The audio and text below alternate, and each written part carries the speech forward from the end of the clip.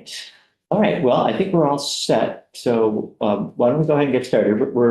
We're happy to have the agency in this morning to go over the information that they've collected, both through a survey and probably anecdotally about the impact of the drought that we all know about and heard a little bit about in November. So welcome. Well, good morning.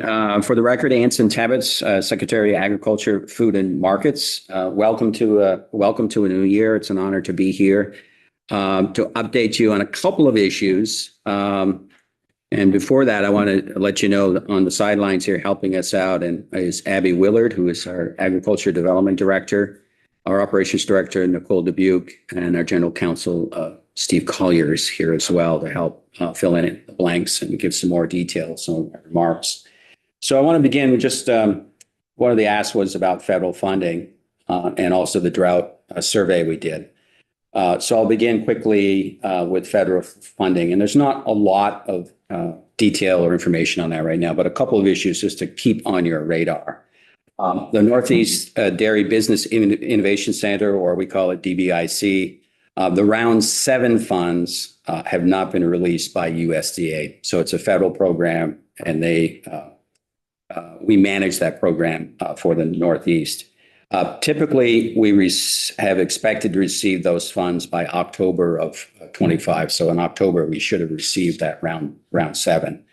While this delay does not impact staffing or the operations of the center, we cannot make new awards until the round 7 funding is available.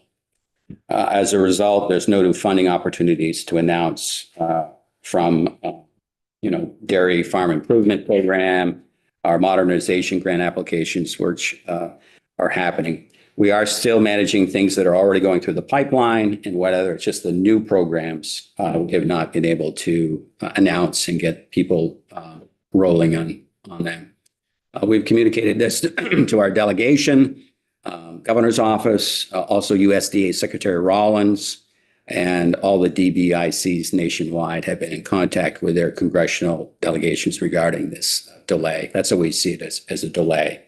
And there are other centers around the country. So there's one in California, there's one in Wisconsin, and there's one in Tennessee, and there's one in Vermont. And we manage the Northeast, which is essentially all of New England, New York, Maryland, Pennsylvania, New Jersey. The other pocket, which isn't under directly of us, but does have impact on some of our producers and farmers, is the USDA's Rural Development's Energy for America program, or what we call it REAP, also remains on hold. USDA has not announced the availability of FY26 funding for that particular program. And now that program provides agriculture producers and small businesses for renewable energy systems and energy efficiency improvements. Agriculture producers may also apply for loans for new energy efficient equipment and systems used in production and processing.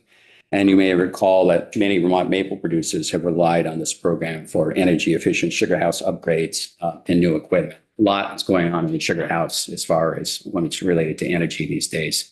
So we'll continue, like we're doing with the other program, to communicate with our federal partners and all of our elected officials to gain some clarity on the status of these programs. Over the last year, there's been a lot of programs that been put on park, and sometimes they're released. And these are the two that we're keeping our eye on, particularly the Dairy Innovation Center that we would like, so we can get going on the next round of grants to our farmers and producers. Secretary, what's the normal funding cycle? So the funding would have been released in October. When normally would that have been dispersed, or when would be you announcing? I may turn to Abby Willard here, but I think it's an annual. Because they're on a fiscal year, they're on an October to October program, and we did during the December big debate over the budget. They did release some funding for the centers during that exercise, so that was a relief. But this latest one, they just, was appropriated from Congress, I should say, but it has not been released from that. So it's an annual exercise, and usually we should know by October.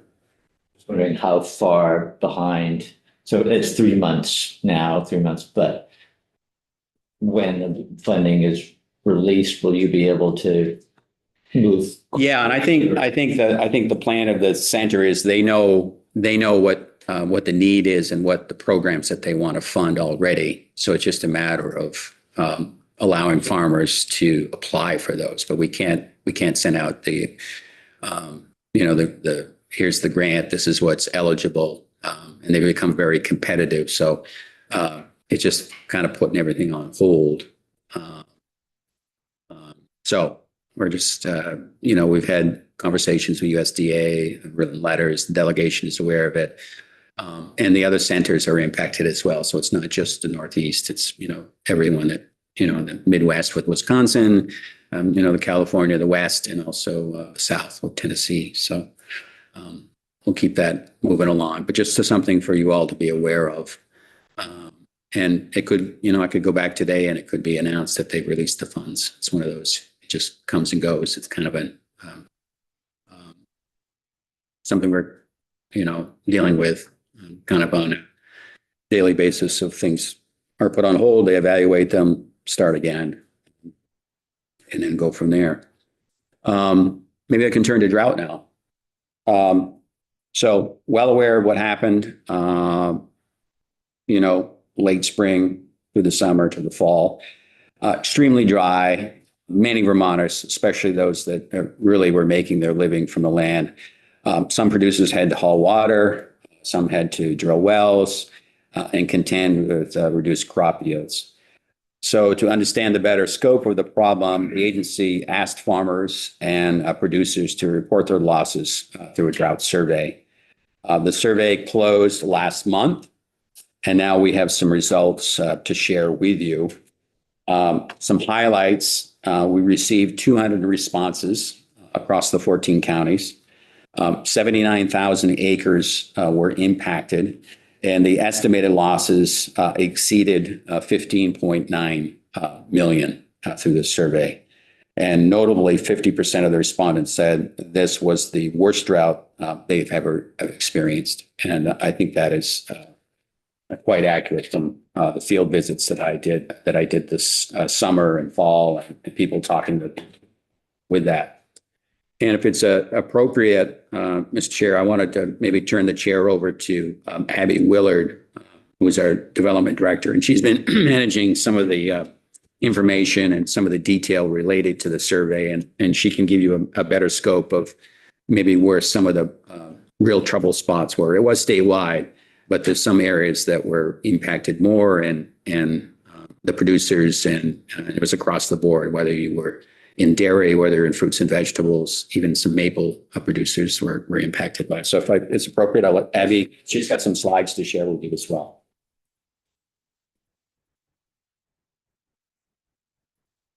Good morning. Good morning. For the record, Abby Willard, Agency of Agriculture, Food and Markets.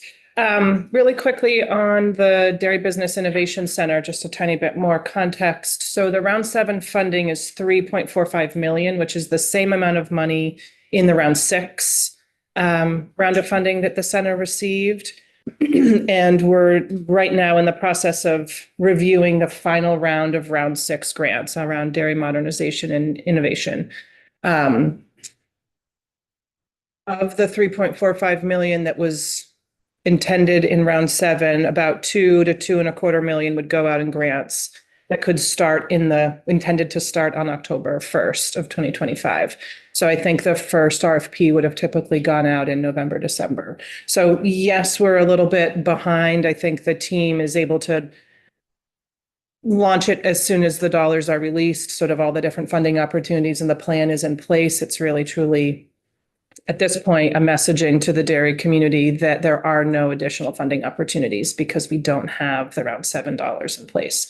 So that's just a bit of a bleak message to be sending out to the dairy producers and processors that have become so reliant upon the Dairy Innovation Center funding at the time. So we're really anxious to see round 7 funds released. That's not just Vermont, that 2.45. That would be across the Northeast region. Yeah. And that would probably be, I haven't looked at the plan that Laura Ginsburg and the team put together, but it's probably 6 or 7 different funding opportunities modeled after the various rounds that have been successful in the previous bouts of funding.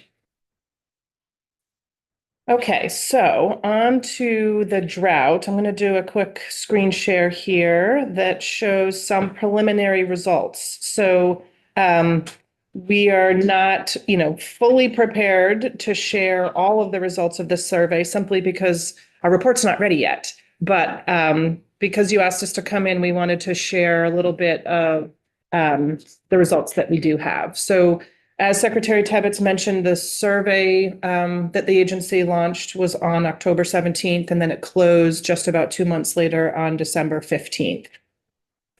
And let's see here. Drive this thing. So what you'll see today in this preliminary results presentation is a lot of data taken from the survey responses and put into Power BI, which is a tool to be able to manipulate data responses and look at different trends and pull out different themes. So that's the piece that we're currently working on.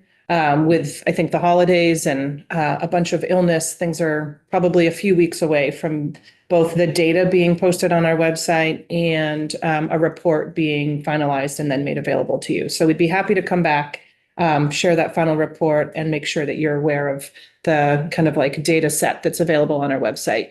But we can go through a lot of the aggregate results. So as Secretary Tebbetts said, we received 200 survey responses. That's about in line with the responses that we saw from the 23 and the 24 flood surveys. So again, about kind of where we had, I wouldn't say wanted to be, but kind of like gives us a representation across the state. There were responses from 110 towns and from every county. I think there was, fewest number of responses in Essex County, but we did end up seeing over the 2 months, each county represented with survey responses. Consistently, we talked a couple months or maybe a month ago about some of the preliminary results at that time before the survey had closed. And it's remained consistent that the distribution of responses are about 25% from the dairy industry, 25% from the produce and horticulture community, 25% from livestock, and then the remaining 25% from diversified operations, maple, and crop producers. The trend continued that about a gross majority, 78% of survey responses came in from small farms. We'll look in a future slide here in a minute that shows kind of the financial impacts being a little bit more distributed to the larger farms than to the smaller farms. But a majority of the volume of impact came from and responses came from small farms. The map on the right-hand side shows the density of responses, so number of responses. So the greatest number of responses came from Addison, Rutland, and Orleans counties. There's again a map later on that shows the impact in dollar amount per community and per county. Majority of respondents to this survey were not certified organic, which was just another data point that we were continuing to collect. We tried to have some similarity between the questions that we asked in flood surveys in 23 and 24 and then the drought of 25. Obviously, they're different natural weather events, but we tried to sort of capture some of the same data so we could have some comparison across natural disasters when we're looking. There's not actually a whole lot that I'm going to talk about from this slide other than 64% of respondents do not have crop or livestock insurance, which again is really consistent with what we saw during the flood. We were curious if in the last couple of years we saw a lot of producers that might be impacted by these natural disasters go out and acquire insurance, and that was not the case. So you can see the question that says, did you have enrollment in insurance within the last 3 years? And 68% of respondents said no, but 22% of respondents said they did. Another kind of data point that's also different from the flooding was most drought survey respondents have not reported their drought impacts to another organization, which was very different than what we saw in the flooding. There was a lot of communication about telling those businesses that were impacted to report to 211 or reach out to FSA or reach out to other support systems. And many of the drought respondents, I think it was what was the majority said that few had reached out to a few organizations, but mostly either people didn't answer the question or communicated with their neighbors as opposed to like reporting their losses to an organization or reaching out to a community organization. So just a little bit different response by producers. Representative O'Brien? Abby, how does livestock insurance work? Is it your animal die or, is it, oh, I don't have any forages, so I had to sell them, 'cause I can't really speak to kind of the insurance piece. I mean, there's like the indemnity program if you actually were to have lost livestock as a result of not being able to feed them or they were lost in the natural disaster. In the case of drought, I think most of the livestock impacts that would be relevant would be lack of feed to be able to carry them through the growing season or be able to feed them through the winter, which we can that's talk something you about. could have a claim on. And I don't actually know how that pertains to livestock insurance. Yeah, be honest. you talked about, with flooding. and Yeah. This certainly crop losses, but I never really thought about people carrying livestock insurance, except for, someone like me, like having coyote losses or something like that. Right. Not through, a drought natural disaster. Yeah, we'll have to bring in other expertise to really answer that question, I think, for you. Okay, so then this map here shows the distribution of the $15.8 million in loss. So majority of that loss is what was claimed as oops, I'm sorry. Is it blocking your view? Yes, it is. Okay. There's the cost of like the production loss, which was just about 10.8 million. And then there was the coping costs, which was sort of like costs incurred throughout the drought season, throughout the growing season that businesses had to expend, which was just over $5 million. And then the sum of the total impacted acres was just over 79,000 acres. This map is showing where the most reported losses were made by respondents. So you can see there's little isolation there in Cabot. There was a $2 million claim, $2 million in claims in the town of Cabot, and then also over in Addison County. So this map showing both Addison, Rutland, and a fair amount of Orleans County having the largest economic impact claims from respondents.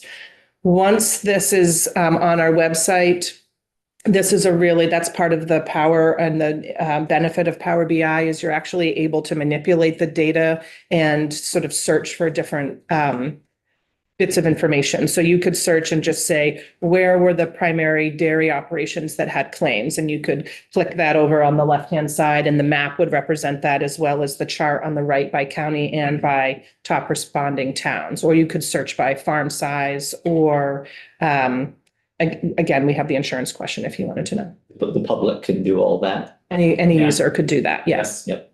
Representative Lipsky. Yes, thanks, Chairman. Molly, the Abby. density.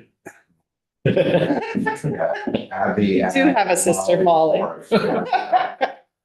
The density of loss out of cat, Yeah, and I don't observe a lot of crop land or grazing land cat. Is that the corporate loss? It's attributed to the town of Cabot. no, so these would have been individual. So in the town of Cabot, there were 5 responses from agricultural businesses that Nothing. reported collective losses of over $2 million. Right, no, Thank you. yeah. Thank you. I believe, again, I don't want to get into kind of like individual operations, but this also includes maple industry losses, not just ag crops, as you might typically think of field crops and And orchard crops. orchards, horticulture, equine and maple. Yeah. Representative O'Brien. Thank you. How was maple calculated? So we'll talk about that in a minute. I think the way that this survey is set up is that this is self-reported by producers what they anticipate their estimated losses would be, or identifying what their coping costs were during the growing season. So we recognize these are estimated claims, self-reported and estimated claims. I think the maple industry impact is still to be determined. I think the drought was very concerning to the maple industry, to the Christmas tree industry, both kind of data captured here of the fact that their perennial crops could be impacted long-term as opposed to just a field season's worth of crops lost. So I think we still have a sugaring season ahead of us to be able to see what the cumulative results will be and impacts will be. And I think there were some maple operations that took a really heavy extreme estimation of what their losses might be. And we'll show that in a minute when we break down the average estimated losses by industry. The maple is the highest currently based on our data responses so far. Representative Nelson. Thank you, Chairman. Yeah, the Christmas tree, the tree farmers, anything they put in the springtime, they lost. That's an incredible amount of dollars there. Do you suppose part of the reporting to the feds was because of the government shutdown? At the same time you were all having your reporting, they were out of business sign was in the door?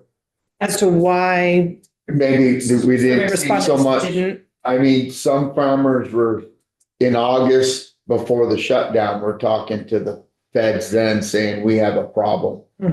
And talking to the head of FSA in the state of Vermont, she let me know that they now had, drought disasters in all 14 counties then. So, I don't see any great relief from this drought until if they declare it a disaster.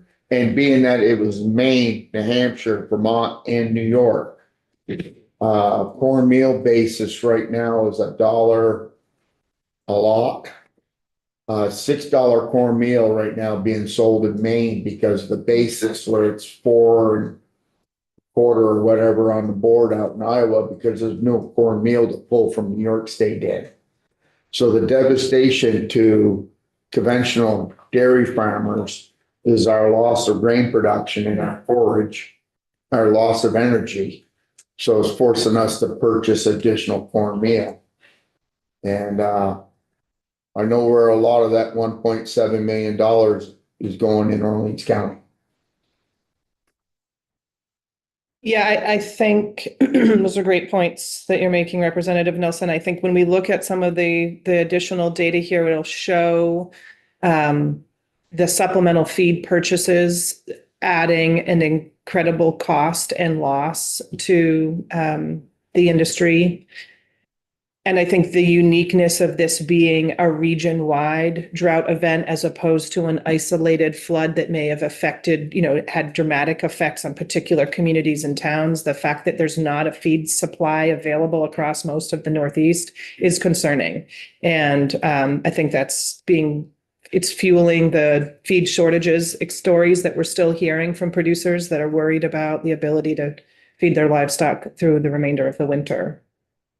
But I also think there was a little bit of a difference in the response that happened as a Vermont community. When the floods happened, there was such devastation and it was so visible and it affected, downtowns and individuals and businesses alike, including the ag community. The drought's a little bit more isolated in its impact on food production. And so I think we just didn't see as much of the same kind of like advocating and support for, report your losses. This has a benefit to your neighbor if you report them. FEMA wasn't involved, obviously, in this drought situation as they were in the flood circumstances. So there are many similarities to the kind of this cumulative effect that the ag community is feeling upon multiple consecutive years of natural disasters, but there's also some, I think, notable differences between what happened in the 2025 growing season and what we experienced as an industry in 23 and 24. Representative Boston. Yeah, I guess I'm just curious with the survey going out, is the goal just to gather information, or is there some kind of ability to give relief to the farmers? I mean, at this point, is that second part possible as well or not? The intent behind our survey, so the reason we didn't release the survey until October Yeah. was intentional. It was to allow for as much of the growing season and even into the harvest season for businesses to be able to have as accurate a representation of what they believe their estimated losses might be. So the timing was strategic, and then the concept of a survey to have one statewide data set to be able to show the collective and cumulative impact, but also to be able to share those numbers for federal funds, for state funds, for other kind of So we don't have the sources. funds now. We do but- not, right, but I think having the data to be able to show the effect has been valuable in the past. We've used this similar data that was collected in 23 and 24 surveys to make the case for declarations and for the need for resources. Sharing information like this could also be useful with moving forward the S60 legislation in terms of climate resilience. Sure. Hopefully appropriations is aware of this kind of issues. Representative O'Brien? Just quickly, I mean, does FEMA cover droughts? I don't know. I don't think they do. Yeah. Yeah, I've never heard of them doing it, but I know that just from Tunbridge, they have experts for like hurricanes or floods or tornadoes, but I never heard of. I mean, I think, and this is again getting way outside my area of expertise, but FEMA is more for like individual losses, not for businesses. And so like FEMA would like be involved in like if your home was destroyed, but not if your barn was lost or your livestock was impacted. So I think the same is true around drought effects. If like, I don't know if FEMA would be involved if the drought meant that your well went dry. Like I actually don't know as an individual homeowner, but it doesn't benefit businesses regardless. I hope that's accurate. Okay. Moving to the next slide. So this starts to show what the cumulative financial impact. So about 50% of respondents, so 99 respondents to the survey said that they need financial assistance. And that is sort of like the most resounding kind of ongoing need that businesses expressed as a result of the 2025 growing season and drought. About 50% of respondents anticipated reaching a negative cash flow at some point in the next year. Again, not as dire. Again, if we were comparing and contrasting to the flood responses, people felt that they lost everything in a flood and they were likely anticipating negative cash flow within 3 to 6 months. That was like a majority of responses from the flood. There were, though, 8 businesses that listed closing their business as a potential option. So I don't know if you all saw the Saber Dairy Farm story on the local news that sort of spoke about actually selling their cows and closing their dairy business. That's the only dairy or farm that we're aware of that has closed, but other survey respondents said that was a consideration for them. Where's that? Yeah, sure. Mhm. Those towns, yeah. You can see on the sidebar, so the average financial loss of a respondent was just under $80,000. The maximum claim was $2 million. And this was actually, I think, from a maple operation that anticipated, significant loss to their maple business long-term, as well as coping costs to recover. If you look at that top chart, that's where you can see, and again, at this point, I don't know if we would consider it an outlier, but this is part of the data scrubbing that we still need to do when we talk about the average estimated income loss and costs incurred by farm type. Maple is currently showing the highest. But again, as I mentioned, there was one producer that estimated $2 million in losses. Representative Lipsky. Abby, Mark Isselhart's, I think you're promoting. Yeah. Sort of a. From Procter Maple. Mhm. On UBM Extension Research. Yeah. Did he weigh in or did you get any testimony or feedback from? I mean, those. On the impact on the maple Yeah, industry? those are extraordinary numbers compared to cropland dairy. And having spent my life in forests observing different infestations, droughts, fear of. It just seems like an extraordinary impact. And I don't know the technical or scientific data that would back that up. Yeah, I think that's why I preface this is all still in the preliminary data stage, that we have not met with the different industry groups to sort of field test kind of what the survey response data is saying. We know that that maple data is due to, at least in significant nature, one response from a producer. A defoliation from, we've had plenty of those. You see it in the quality of the wood. It lasts forever. I didn't see a lot of defoliation. I think that's good. Yeah. We've had Mark in, and I'm sure that we'll have a chance to hear from him again this year. And the agency has maple specialist as well, I think. Yeah. So maybe we can also have that conversation. Interesting. And also, I guess the estimate here, whether it's one or was it just one you said in this case? Yeah. It's an estimate, and in March we'll know more, I suppose. Yeah, I think we really have to wait and see what the sugaring season produces, literally, to determine what the kind of at least near-term impact on the maple industry was. First run will be Friday. Okay, we'll have to wait. Okay. Well, you will in Orleans County, but Yeah. Could that also, though, I mean, are they estimating, generational type damage potentially from the drought, not just what's going to? Yeah, I think a little bit of like what Representative Lipsky is saying is like, if the trees are stressed in the drought in the growing season, might that have a production and sap producing impact for multiple years or maybe even for the life of that tree? So I think there was some of that kind of estimation that was happening by some of the maple industry producers that responded to this survey. Yeah. The last thing I'll just say around financial health. So there's a variety of different ways to kind of like read that data. So 74 producers described their financial health at the time of completing the survey as moderate, meaning that they felt very vulnerable to another natural disaster event. But 68% of the respondents claimed that their financial situation was at least vulnerable to another event or worse. So they either characterized it as moderate or severe, poor, or critical. Critical being the future of their operation is uncertain. And that was where 10 producers responded that way.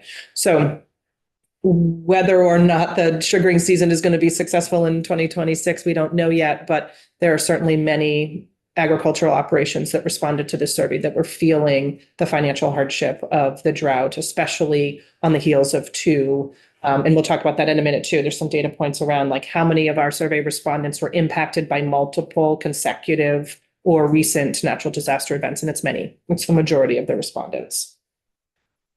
So again, I don't know, what all the final data is that we'll include on our webpage and in our final report, but some of the important things that we wanted to share was what did respondents identify as their most detrimental impacts, and those have remained consistent from the start, and we shared this with you when we had partial data responses. So it's lower crop yields for market, loss of crops for feed, and then insufficient pasture for forage.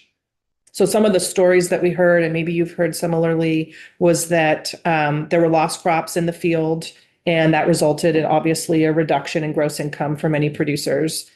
Corn ears were smaller, other crops didn't germinate, or if they didn't have sufficient irrigation in the field, producers lost full crops in the field.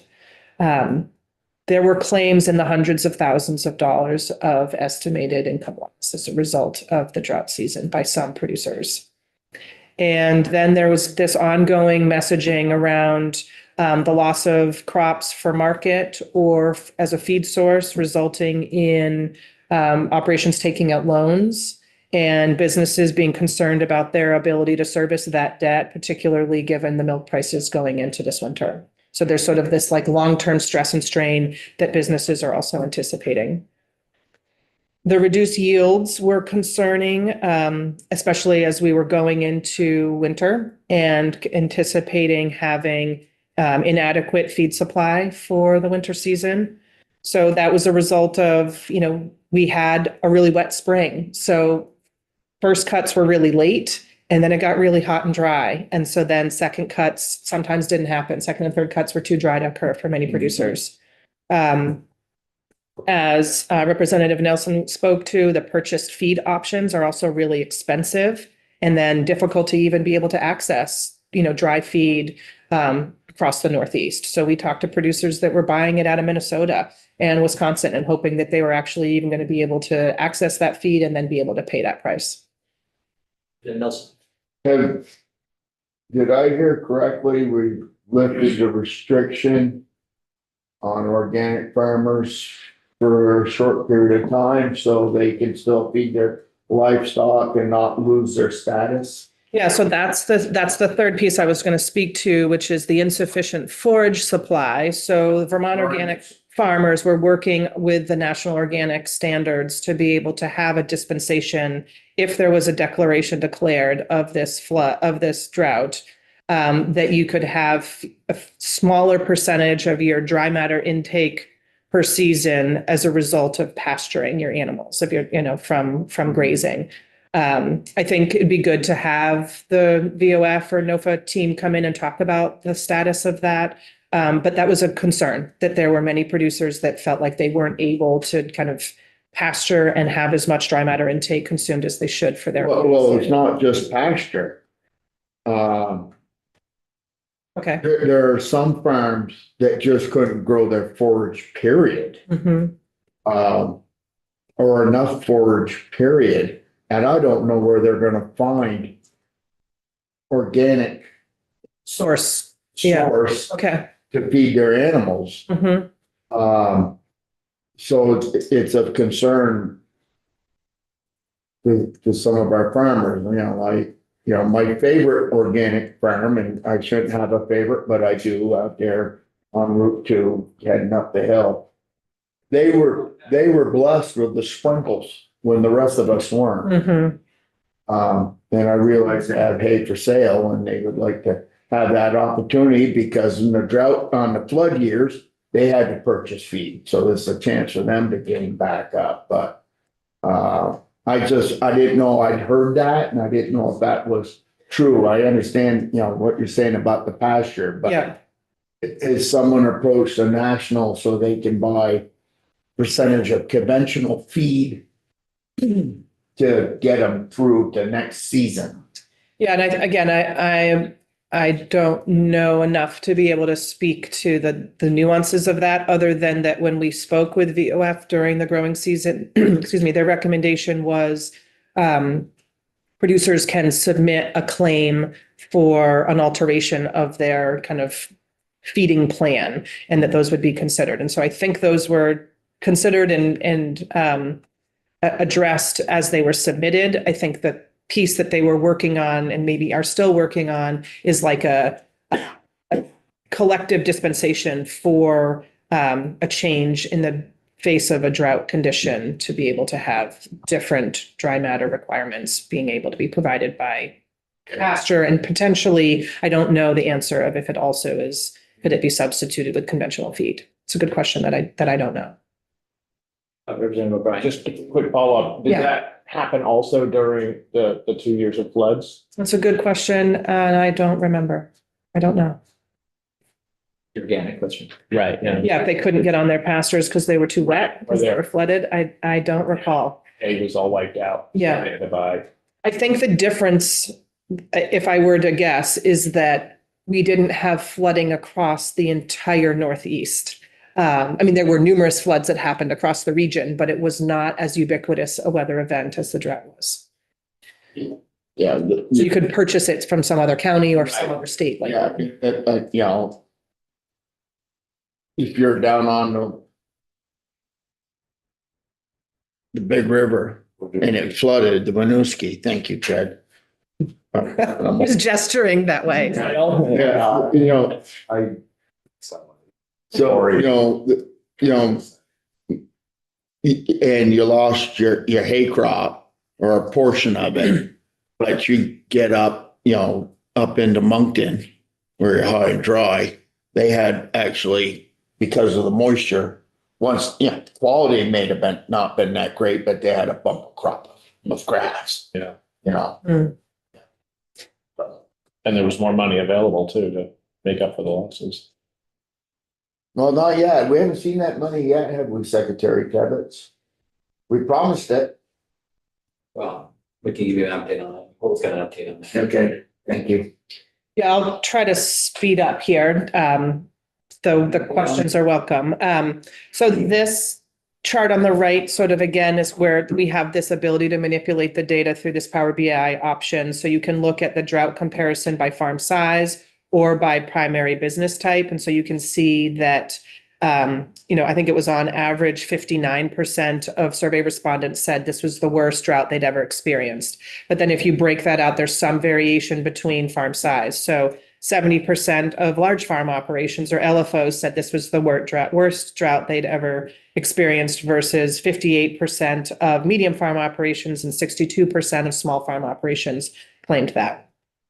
Going down to the one below and looking at the drought comparison by business type, 68% of our diversified operations said this was the worst drought they had ever experienced versus 63%. So this is a little bit more consistent. 63% of dairy producers, 56% of livestock and crop and maple, and then 54% of produce operations made that claim. So again, you can get a sense that of those differences, I guess. So the two areas that we also focused questioning on the survey on was around drought water impacts and then feed impacts. So we've talked about some of those. Many wells and other irrigation sources either ran low or ran dry during the 2025 season. We heard from businesses that for the first time in a farm's 100-year history, they lost water access via their wells and springs. Businesses responded short term in a variety of ways. Some producers were able to haul water. Some producers had to pay to have water provided. Other businesses were seeking alternative sources on the farm. Some businesses were looking at drilling wells. There was a variety of immediate or short-term responses that businesses considered to address their lack of water or limited water. What we learned and what we heard was that, and as you would expect, those kind of like water hauling and responses was time consuming, was expensive, and like a really unsustainable solution for their farm. So when we talk about what are some of the needs that businesses have, one of the greatest needs is like, we need to have more water sources. So whether that means more alternative sources, or we need to receive some grant funds to drill a well, or we need to acquire land that has different water access, whatever it might be. But that was one of farms' kind of like most critical longer term reactions and responses to the drought. Because of the lack of feed, and maybe somewhat due to the loss of water sources, many livestock operations chose to cull animals or sell animals. And they did that because either the cost of feed supplementation was too much, or they didn't feel that they had a sufficient supply of homegrown feed to be able to feed them through the winter. Oftentimes, the stories that we heard was that those animals were sold at a lower price because they were sold sort of like off cycles. They weren't sold at the most opportune time for them to get the highest return for their animal. In some cases, that might have been part of their business plan to sort of sell off young stock or, harvest animals at the time that they did. But in other cases, that wasn't their intended business plan. And this has the potential to have some longer term revenue implications, that either their herd is now smaller or they made some big business decisions to reduce the number of animals, that they'll feel the implications of that in the future. I mean, in Tunbridge, our fire department ran into trouble when the first branch got so low. They draft all their water, you can see from the first branch of the White River. and they wanted to dig into the river to access, because it has to be, I think, 4 feet deep or something like that. It was down to a foot or something, and then DEC said, no, you can't mess with the river. So do you know anecdotally or have data that Vermont farmers also wanted to, have access to, say, flowing water to make up for loss of wells and springs? Was there a I don't problem know. there? Yeah, I don't know how many kind of requests came in for similar type of stream alteration. I don't know. Or even access, like, Mhm. because I know you have to keep records now, right, of where you're getting. Of your irrigation sources, yeah. And we don't have that data either. I don't know. Okay, just a few more here. This slide speaks to kind of like more of the longer term implications and changes that businesses might make as a result of their experience during the drought season of 2025. So again, acknowledging that 100 producers, about 50% of survey respondents said they just needed financial assistance to be able to cover that income loss that they experienced. Other producers were talking about, what if the surface water levels don't recover, and the impacts that that'll have on next growing season. So like, what if they're not able to irrigate, or if their, well and spring levels don't return to the sufficient levels that they need them to be able to use them as reliable water sources next season. The grazing situation where things were really dry, they didn't have stockpiled feed as they typically might, and then maybe even in certain circumstances overgrazed their pastures. There's concern about like what might be the implications on their pasture ground for next season. A lot of desire to invest in irrigation sources. So again, we had examples of businesses that lost crops in the field because they didn't have irrigation, or they couldn't irrigate to the extent that they needed to, or for the duration that they needed to. Again, the desire to drill new wells and access new water sources. So those were kind of the water long-term desires and changes being proposed by businesses. Thinking about how they could participate in soil conservation building practices. So how could they be more resourceful in the way that they're managing their ground to be able to hold more water moisture in the soil? In some cases, that might be planting different drought tolerant species. So whether that's your perennial vegetation or even annual crop varieties. And then we continue to hear and see just the toil and emotional mental health impact on businesses to have had, to have gone through the drought in 25, as well as in some cases experienced the severe weather of 24 and or 23. And then I think we talked about the fact that there's some of these long lasting implications for the maple industry, for the sugar makers, and for, some perennial crops that we don't yet know, that will kind of have that data in the future still. This last piece that I wanted to talk about was, I think we all heard that at different times, Vermont was one of the worst impacted states in the United States for drought, which is really surprising to be above some of our most impacted, above some of our southwestern states at different times during the growing season. This data here talks about that 75% of respondents were impacted by previous major weather events, and only 25% of respondents were impacted by only one other weather event, which means that a majority were impacted by 2 or more previous weather events prior to the 2025 season. I think that just sort of continues to be part of that collective cumulative effect that we are seeing and feeling nervous for the industry.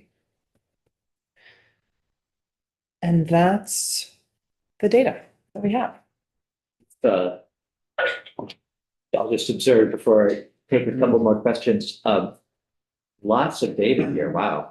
Yeah, so that's why it's taking us a little bit to sort of like sort through this. And so like, that's why you're seeing it as a preliminary data set. It's not been all, sorted and it's deduplicated. So at least we know that these are 200 unique responses, but actually what are the most valuable data sets and the stories that we want to tell? We're still in the process of reviewing that. Representative Nelson. Yeah, I want to thank I want to thank the agency for getting out ahead of this. I want to thank publicly WCAX, Calvin Cutler, and Sophia Thomas for getting out and making the story known, and Senator Peter Welch for jumping right into it and really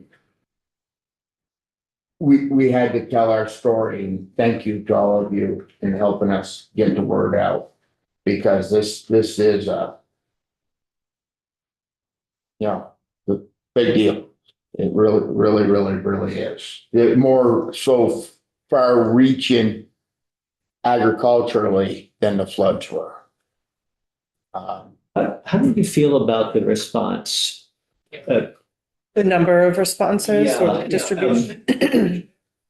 And, you know, maybe you had an expectation going in that it would be great to have this many. Do you, and it's, I guess I'm wondering, obviously it's not a scientific sample. Right. But do you feel that the distribution is helpful nevertheless?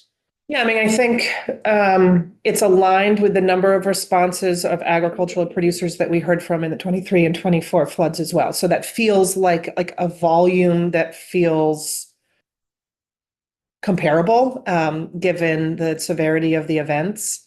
The fact that we had respondents from every county, knowing that we knew based on national data that we had drought conditions in every county, also felt kind of like reassuring.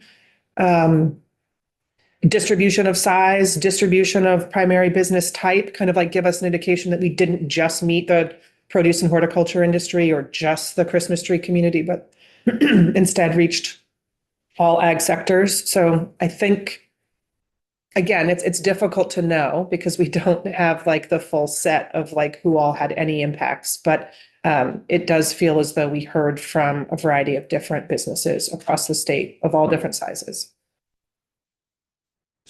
Do you have a question? Yeah, just quickly, at the agency or UVM Extension or the conservation districts, can there be some follow-up research on what, type of crops? Because we talk about healthy soil, and we know from like Heather Darby and others that Vermont has some of the most healthy soil in the country, Yep. And so it'd be really interesting to know if that work over this last generation, in a lot of ways, made the effects of the drought much less than they would have been. Yeah. Because we have great soil now, and certain crops, I would think tillage would have been worse in a lot of ways than. Cover crop help, the organic matter. I mean, the opportunity, now that we've had this, It was, you can't really do it in a lab, the right? problem was the drought hit during pollination on corn. Representative Lipsey. Yeah. To previous question about the data and your comfort with the 200 respondents. Mm-hmm. To put that into percentage, how many agricultural producers do we have in the state?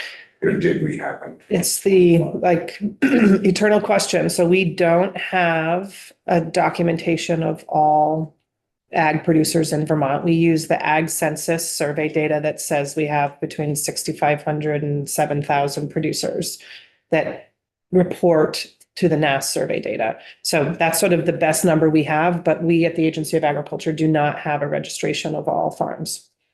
Okay, that's all farms, but how about dairy farms? Well, we know we have about 500 that ship milk. So we do have some of those numbers. I noticed at least on one slide, it indicated that some of the respondents said they weren't farms. Yeah, so like that's an example of like part of that data we have not looked through to know. I mean, because the survey was intended to be completed by businesses that are growing or raising crops or livestock, not for personal, family use, but actually for sale. So I don't know if they were a horse operation that didn't think of themselves as a farm. That's where we asked equine to report, is under the other category, but we'd have to look at those individual responses to make sure that all of those are equine and not, like an organization that applied, for example. So that's part of that data cleaning that we still have to do. And I made that point because we've had regional planning commission. We got 120 respondents. Well, there's 27,000 in the county, so Right. you're really proud of that, getting 127. I think it's not, it's Not enough. not an eighth of a percent. So I think your point maybe did pretty well. in response. Depending on what you so- want to do. Thank you very much, Abby. And we, Nicole, were you gonna share some, did I hear? Yeah, I didn't know if you still have time. I think the rest of our folks are going to Senate with Yeah. testimony at 30, but I'm happy to stay in the desk, so you will if you want me to. Yeah, we can run, yes, please, while you're here. And thank you both. And if you need to go downstairs. Thank you very much. Thank you, Secretary. Kevin. Yeah, thank you. Thank you, Abby. Mr. Molly. Some of us are just like to get carried away. Yeah, thank you for the Winooski River too. All right, so That's how I order welcome, it. Nicole. And I don't know whether you know, first of all, Representative Bartholomew, who is new to the committee. We may have met. I'm not sure. New to the committee and the vice chair role, but not, but has been on the committee in the past, back for a long time. So he has more experience than any of us, actually, in this committee. And then I should have mentioned also when the secretary was here, that Representative Nelson has been elevated to the ranking member role. Yes. I did hear that. Congratulations. Thank you. So for the record, Nicole Dubuque, I'm the Chief Operating Officer for the Agency of Agriculture, Food and Markets. And for you, Representative, I took over Diane Bothfeld's position when she retired. So I know that you all wanted to hear about where we're at with the block grant from USDA and then also S60. Do you have a preference on where I start? What have you got? Okay. So I'm going to jump into S60 because I know that's been going on for quite some time and it'll be back this session. So jumping right to the point here, I think the agency is in a challenging place with the bill. We very much understand the need. And, I acted as the co-chair on the Ag Recovery Task Force where a farm relief fund was very much on the table as something a lot of the members wanted. And so I'll say that. We'll also just name kind of the elephant in the room that we don't have a budget yet. We haven't seen the governor's budget yet. And we do have some concerns logistically about implementing the relief fund as it's laid out in the current bill that I'd love to just kind of read through for you. So one, creating and running a board requires a tremendous amount of administrative work. And the board does its work in public and is subject to open meeting laws. So given the sensitivity of the information before the board, which would be farmers' financial information, that, is a concern to us with that being disclosed because most of the work essentially would then be done in executive session. So that's where it's a little concerning for us is we'd have this public board that would essentially have to do most of their work in executive session. Since the board's task is to fund farms and forestry operations after a disaster, it does not have a broader mission that would not involve discussing private financial losses. We understand that many farm groups are interested in the board and want to have a voice, and we think that they should and understand that perspective. But perhaps instead of creating a public board, we wonder if we could create a farm group consultation requirement where there's this consultative group that provides feedback on how the program is run and what constitutes a disaster and things like that, rather than being the folks who actually review the applications, if that makes sense. So we also think it important to evaluate whether a response should be triggered by a single farm forestry event, like a barn fire, for example, or whether there should be a disaster declaration by the president, governor, USDA, or even potentially the secretary of the agency through assessment of specific criteria. Under the existing language, I think it would be difficult to deny coverage for any damage caused by any weather event. This may mean that the fund never has sufficient funds to kind of pay for everybody that needs it at the time, or to effectively respond during a broad-based emergency. If you want to cover single farm events, perhaps that process could be further simplified with a smaller cap, and a farm could get quick access to limited funds designed more to get a farm back on its feet than to broadly cover damages.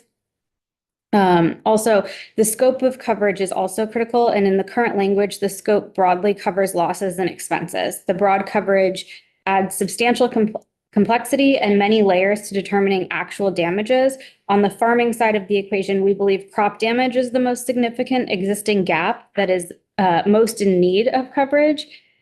Given the likelihood of limited funds, perhaps crop damage should be compensated before any other damages are even considered. That's just a, suggestion. Or perhaps the scope of losses and or expenses should be narrowed so farms, forestry operations have a better understanding of their risks and can better assess their ongoing insurance needs. So that's first, maybe prioritizing the most significant gaps. Also, while we recognize that public records exemptions may not be popular, we believe applicants' personal business information is not in the public's interest and should be protected. So this kind of goes back to the public meeting law, just making sure that we're either in executive session or we have a different way to evaluate those applications that doesn't put, private financial information out there to the public. But we do say, the public has a right to know about any payments made, and that would continue. It's just kind of like their, proprietary business information that we want to keep safe. We very much want to focus on simplicity and equity, which are both challenging goals when considering each individual farm or forestry operation and the overall impacts to all operations. So as contemplated in the current language, we'll likely never have enough money during a widespread emergency. And as a result, we are uncomfortable with processing applications within 15 days or in order of receipt, as the most devastated farms or forestry operations may not be able to quickly apply and may accordingly be left out. So that's kind of another conundrum that we've reached when we're reading the current language is, when do we close the applications? Is it first come, first served? Because that doesn't necessarily mean that the neediest person is going to get help. So we've considered two things. One is creating tiers of maximum payments based on some level of farm size, and creating an application period so we understand all damages and can apply some form of equity quotient before issuing any payments. So we could envision something like a maximum payment based on farm size. We've, done this in other programs where we've used water quality farm sizes for animal operations and gross revenue tiers for other operations. We don't necessarily prefer using farm revenue because, again, trying to protect personal financial information, but I think there are ways that we could do it and create tiers. Another thing to just know is that we have successfully diverted resources in recent years. Think BGAP. We've been able to, you all have been able to divert resources to allow us to have a state-run program. And in the agency, we've deployed staff from their current scope of work to BGAP where we could, so that we could do that without new staff. But if we were to have an ongoing program or an ongoing fund that we would be responsible for also overseeing the board, I think administrative expenses are important for our agency. There's a lot of resources needed to create applications, talk with applicants, review applications, manage the required level of proof, follow up with applicants, issue payments, all under intense time pressure given the outstanding need. And I'll just throw in a plug for the agency that we are at a point where over the last 5 years, our budget has doubled, but our business office has not grown at all. And I will take questions, but this is a good segue to say, and we're about to get another 31 million, which will triple our budget from a federal block grant. So. Yeah, tell us more about give us an update on the 31. I've got my eye on the clock. Sorry, I'm talking here too, just because I know we're running a little bit late. I'll just say, we don't have possession of that 60, as everybody knows. And it's good to hear those those thoughts and updates. I think maybe we should hold off on any discussion of that under the circumstances. Mhm. But if you want to segue into, so in the 31 million, so the 31 million has become the new shorthand for what we used to say the 8-state grant, which Yes. became 7 states. And we first heard about it a year ago, and it's been, well, tell us where it is. Okay, I'll keep the tempo up. I'm trying to go up. Okay, so the $31.7 million, we refer to it as the 220 block grant. It was $220 million total that was in the continuing resolution of December of 2024 that went to all of New England, Hawaii, and Alaska, so 8 states. At this point, we had been told that Vermont could have 31.7 million of the 220 million. And that would be for disaster recovery for any weather event that happened in Vermont in 2023 or 2024 calendar years. Right now, I meet with all of the New England states weekly, and we've kind of been talking to each other about how each of us are doing in the grant process. So there was a change that happened right before the government shut down, like the week of, where we had been under the impression that we were going to execute a grant agreement for the funds, and then we would have access to the administrative portion of the funds, which would allow us to create a work plan and hire a subcontractor if needed to do that and create an IT platform, all of that. The week before, we were told that in fact that was not the case. And because of other block grants that had had issues with FSA, without having the work plan first, that they were going to kind of change the game, so to speak, and all of the 8 states would have to submit a work plan at the same time of the grant to get it executed. And so that's what we've been trying to work on, is get our work plan in order and still keep it broad enough that actual implementation of the program will have stakeholder feedback. But without access to the administrative funds, we're not able to kind of get the IT pieces going or the marketing going or anything like that yet for building the program, so to speak. So that's what we're working on. I'm hoping that we're close to the finish line. I will just say none of the 8 states have an executed agreement at this point. We're not behind. Are you, and I know you said earlier that you're relatively new to the role. In your experience or understanding, has there ever been a situation where money that was, appropriated 12 months ago still hasn't reached the states? From USDA specifically, like I've been in this role for 3 years, I've not seen this happen before. I have in my previous role in human services seen things take some time to get work plan approval. But yeah, this is taking quite a bit of I know time. you want to be careful with how you word things. It's outrageous. I mean, I think we should just say it. This is drought relief, or I'm sorry, this is flood relief and other weather-related relief from 2024, 2023, I mean, a long time ago for our farmers. That's all right. When we get a bad milk check, they put the suicide prevention hotline number in it. And that takes care of everything, Chairman Durkee. You should, thank you, Nicole. Yes. And I think maybe we'll ask you to come back in a few weeks and get another update, and hopefully it'll be hopefully something will have happened in the meantime positively. Why don't we just take 2 or 3 minutes to stretch out a little bit, but let's keep it to that. We'll have another break again before lunch, but we do have Ellen here waiting, so don't go far. We can go off live and.